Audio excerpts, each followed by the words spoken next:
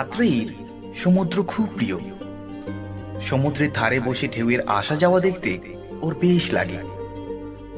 জোয়ার ভাটায় জলের ওঠানামা, ঢেউয়ের সাদা ফেনা, এক রাশ ঝিনুক, সব কিছুই আত্রেয়ীর খুব নিজের লাগে।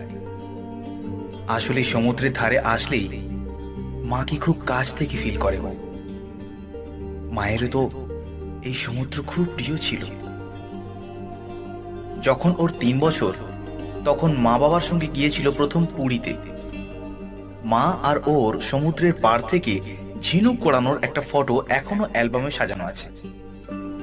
সেই প্রথম আত্রেয়ীর সমুদ্রের জলে পা ভেজানো। তারপর কতবার এসেছে মায়ের সাথে, কত সূর্যোদয় সূর্যাস্ত দেখেছে ওরা একসঙ্গে কতবার। মায়ের হাত ধরে কত হেঁটেছে এই সমুদ্রের পাড় ধরে। তবে সে সবই পুরনো দিন। মা নেই, 5 বছর হয়ে গেল। সত্যি সময়ও যেন এই সমুদ্রের ঢেউগুলোর মতো। পুরনো ঢেউ শেষ হয়ে নতুন ঢেউ তৈরি হয় যেমন, সময়ও তাই। মা যেদিন শেষ হয়ে গেল হার্ট অ্যাটাকে, সেদিন সকালেও মার সঙ্গে প্ল্যান হলো পরের সপ্তাহে কালী পুজোর ছুটিতে মন্দারমণি যাবে ওরা। কিন্তু সেই মুহূর্তে বুঝতে পারেনি পরের সপ্তাহটা কাটবে একটু অন্যরকম ভাবে। অশৌচের নিয়ম পালন করে, রজনীগন্ধার গন্ধে মায়ের ছবিটার সামনে।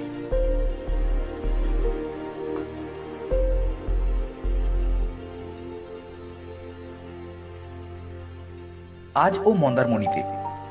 রাত প্রায় 10টা। রিসর্টের ফাঁকা সি বিচে ও এখনো একা বসে। কোজাগরী পূর্ণিমা আজ। চাঁদের রূপলি আলো ছড়িয়ে আছে সারা সমুদ্র জুড়ে। এই রূপলি রাতে মায়ের কথা আরো বেশি করে মনে পড়ছে যেন। মায়ের মুখটা চোখের সামনে ভেসে উঠছে বারবার, আর জলে ঝাপসা হয়ে যাচ্ছে চারিদিক। কেন যে সব শেষ হয়ে গেল, এই সব ভাবনার ভিড়েই হঠাৎ একটা গলার আওয়াজ কানে এলো। আলাপ করতে পারি আপনার সাথে? আনমনে পাশে তাকাতেই একটা চশমা পরা ছেলে দাঁড়িয়ে। সাদা শার্ট, ব্লু জিন্স, আর কাঁধে একটা ক্যামেরা। সব মিলিয়ে দেখতে বেশ হ্যান্ডসাম। কি ব্যাপার, হঠাৎ এইভাবে আলাপ করতে এলো কেন রে বাবা? অদ্ভুত। এই ভাবনার মাঝে ছেলেটা আবার বলে উঠল, কি ভাবছেন আমি হঠাৎ এইভাবে চেঁচে পড়ে আলাপ করতে কেন এলাম? চিন্তা করবেন না, লাইন মারবো না আপনাকে, এমনিই আলাপ করতে এলাম। আসলে অনেকক্ষণ ধরে আপনাকে একা বসে থাকতে দেখছিলাম, আর আমিও এখানে একাই, তাই ভাবলাম একটু কথা বলা যাক। আরে, এই ছেলে তো মনের সব কথাই বুঝে যায়। তবে সত্যি আর একা থাকতে ইচ্ছে করছে না। এখন একটা কথা বলার লোকের খুব দরকার আত্রেয়ীর। তাই আর না বলল না ছেলেটাকে। চোখের ইশারায় পাশে বসতে বলল।